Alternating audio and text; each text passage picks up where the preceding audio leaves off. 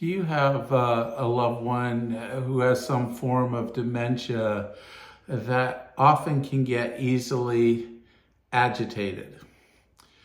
That's what I'm going to talk about today, is how do we deal with some of these moments of agitation and what causes the agitation in those who have some form of dementia, some kind of cognitive impairment. My name's Chris. I'm a registered nurse who specializes in hospice care. I'm also an ordained pastor who serves a small congregation in a poor rural area of the United States. Let's talk about this. I had one time when I was working with a family, the caregiver said, "I thought we were going to have such a wonderful day with my mom." In fact, she has the same thing that she eats for breakfast every single day. I think it's been the last 30 or 40 years. She has 2 eggs, 2 pieces of bacon, and 1 slice of toast every day. And I know it must just be so boring for her to be doing the same thing every day. She's done it, for years and years and years. So I thought I would just spruce things up and make things better for her. And I decided that I was going to go get some fresh fruit, make some pancakes, and do things a little different. Give her a special breakfast. So she made this special breakfast, and her mother, who has a form of dementia, was all upset, was all agitated, and spent the day in a heightened state of agitation. And it became so difficult for this caregiver to deal with her mother. And one of the things that a lot of times what we don't recognize for people that have forms of dementia is they have a limited ability to process new input. They're unable to, understand the world with new input. And people get agitated when they feel insecure. So oftentimes what happens is caregivers, often meaning well, will flood their loved one with new inputs that they don't have the capability to think and reason, even at sometimes at even a basic level. In some ways, a loved one with dementia, if it's advanced enough, is going to respond to the world much the way a toddler does. They're receiving input through their eyes and their noses and their ears and their touch. And they're getting all this input put in, but they don't understand or don't know what to make of it. And when it becomes too uncertain, when it becomes too new, when they can't process it, then you get fear, and fear leads to agitation. And so one of the things that I do recommend with families is to recognize that those routines that provide the most security for your loved one, the things that they always do, even if you think they're boring. And I've seen this even over television shows. Caregivers say, "I am sick and tired of watching that same TV show. If I have to watch another Gunsmoke episode, I am going to go absolutely crazy and out of my mind. Let's put something else on." And then all of a sudden they're putting something else on, and they're not making the association saying, "My loved one's getting all agitated here." Now they can't articulate, say, the sound, the rhythm, the voices, all those things that I'm hearing from this TV show, these things that I've watched for years and years and years. I notice this is very, very true with game shows, that The Price is Right, things like that. And they don't want to watch the newer episodes. They want the older episodes with the voices they understand, with the visuals that that their brain is used to. And so when you start to change things up on them and say, we don't want to watch all those old reruns, that's boring. But for them, it's comforting. And what happens is when we take that comfort, that predictability away.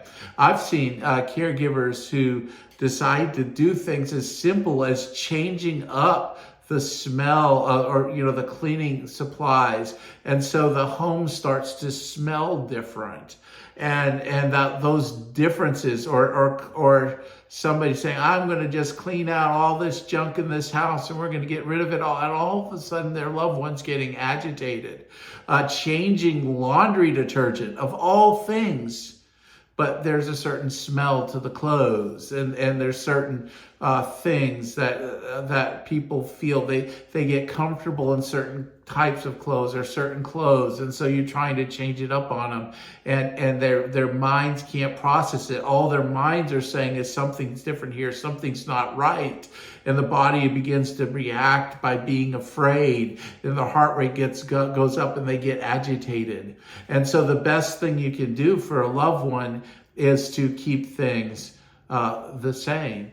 It was interesting. There was one person, a patient I had with a cognitive impairment, and it was interesting. The pharmacy actually changed suppliers for generic drug they were taking. And the one that they always took, the pills were yellow. And the new company manufactured the same medication, same dosage, everything was the same, but the pill was white. And this patient that was cognitively impaired could not deal with the fact that there's a white pill instead of a yellow pill in their pill box. The pill was the same shape and everything, but it was just a different color. And so what I did as a nurse is we went through the pharmacist and found out that we could still order from that company that made the yellow pill, and got all the pharmacy benefit manager approval and all that stuff. So we could just provide some comfort for this patient that just wanted that pill to be yellow, because that's what they were used to. That's what they had seen and experienced for years. So what we want to do when we're dealing with patients that have these advancing dementias and the inability to really process information is we want to keep things as the same and predictable. We want routine. We want, I know that someday if my wife gets dementia, she's going to get oatmeal every single morning, because that's what she's been doing for years and years and years. That's what she eats for breakfast. And so if her mind starts to fail her, the worst thing that could happen is people just say, oh, well, she eats oatmeal every morning. Let's spice things up a little, give her something else. Well, that's what she's familiar with. That's what she knows. That's her routine. They want to keep people in routine. We want to keep people without lots of inputs that they can't understand, loud noises, all sorts of changing kinds of things. The more calm our environment is, the more routine, the more predictable, the more things stay the same, the better it is for those with dementias. The more safe and secure we can help them feel, the better they're going to be able to deal with that diminishing ability to process all the inputs they're getting. And that input is not only visual, it's smells, it's sounds, it's touch. So when we start changing too much, it does really bother them. My name's Chris. I am a registered nurse. I hope this was helpful for you. If it was, please please subscribe to the channel. And I'm hoping over time, I want to build a team of people that wants to bring end-of-life care, comfort care, to places in the world where there's not a structure set up for that. Whether it's in communities in the United States, but most often, and I'm come in contact with people throughout the world now through PastorChrisRN, particularly our Facebook page, where we are seeing that end of life care, teaching, education, and all that is not really done throughout the world. We still got a lot of work to do in that field. And so the more you subscribe, the more we are able to build this out on the various social media platforms, the more we can get people willing, if you'd help and volunteer, the more we could do together to help people throughout the world provide the kind of care that their loved ones should be able to receive, but don't, because the health system isn't as developed in their corner of the world. So I would appreciate your support. We're trying to do something bigger. We're growing slow. Our first goal, or my big goal for YouTube, is to get those 2,000 watch hours, so that I can get that official recognition from YouTube that I am a licensed nurse, a licensed health professional, and that will really help me get the word out further through that. So I would appreciate it, again, if you like and subscribe, and even just watch the video, recommend it, send it, share this video with somebody who would benefit from it, so that we can get those watch hours in, so that I can get that recognition from YouTube for my nursing license and the expertise that I bring to the table. Thanks so much for watching, and we'll see you next time.